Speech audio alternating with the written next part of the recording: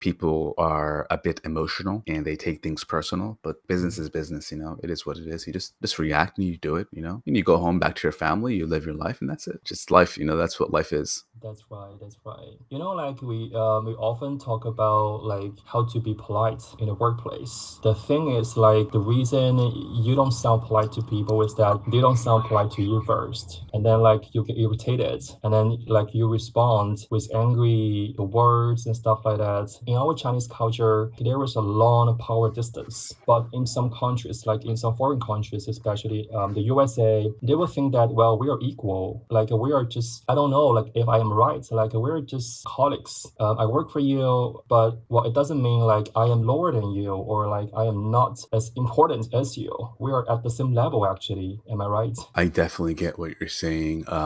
Relationships between colleagues and upper management can be a little bit tricky, especially depending upon which country you come from and which culture you follow. But generally speaking, on the thought or on the note that you made, I'm past that. I don't really allow their reaction or their behavior to dictate my emotions or how I initiate conversation or initiate interactions. I just do my thing, man. I usually have very low expectations of people, and also I don't react emotionally. I always try to keep my composure at all times. I just put a smile on my face and I just keep moving forward because I don't have time to be distracted by their pettiness. I don't allow others and their behaviors to affect me and dictate how I feel in that day or in that moment.